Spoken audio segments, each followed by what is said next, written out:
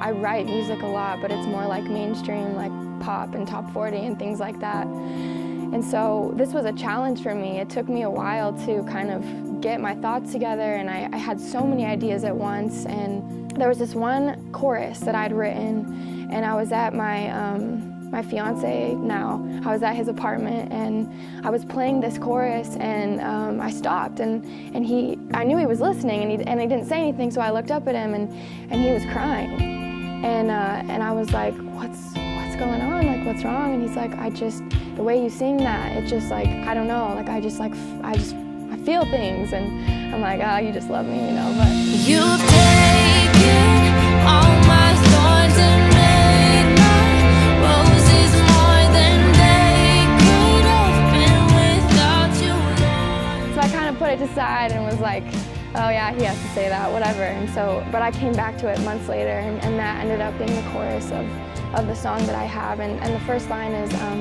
you've taken all my thorns and made my roses more than they could have been without you, Lord. And that for me is just like, I mean, that's my entire life. I feel like my whole life is just, sometimes I feel like I'm just in this patch of thorns, and God is truly what I feel helps me bloom into the rose that I want to be and I'm trying to be. It'd taken me months to get this song together, and we finally had it. It was like kind of stressful, and a few weeks after I'd had this song finished, my uncle actually committed suicide. And my family, it was just like the most devastating thing. And we had this song that I had just like written that was like so powerful and almost like fit so well with like my uncle and his struggle and his trials like here on earth, you know, just feeling worth something. And I think this song kind of helped us all get through that, which was a huge blessing. And to me, it's funny how sometimes, you know, music just finds us when we need it. And I think that's what happened with this song. And it's a very personal thing for me, especially with this happening with my family. And I ended up singing it at the funeral, and I totally botched it because I was just a mess. But everyone was crying. I mean, it was just like a pretty profound moment where everyone, the song is called Lift Me Out, and everyone, I think, kind of felt a unified like lift from this sadness and this devastation, but also a peace about, you know what, there is a life after, there is peace for people who cannot find it, and it's on this earth, and for some people it's in heaven, and that's kind of what happened with my uncle.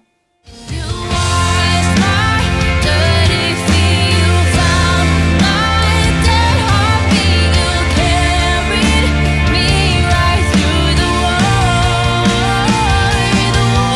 in my mind that I couldn't find a way out of. And you were waiting there with all of your love for me to say, lift me up now. Lift me up, lift me up now.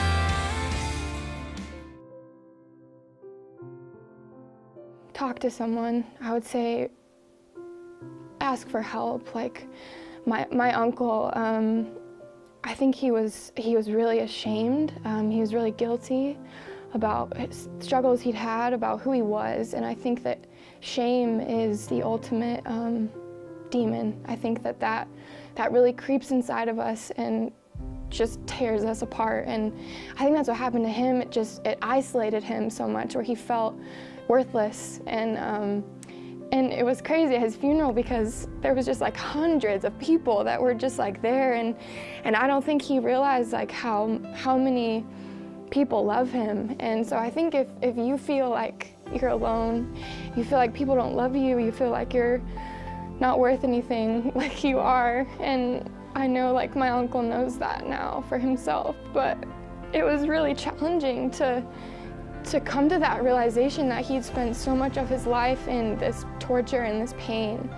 And so I mean, I think only God really understands that. But I know that for people who feel that way, the best thing I think is, you know, to reach out for help, ask people for help, pray, you know, try and find ways to help others, you know.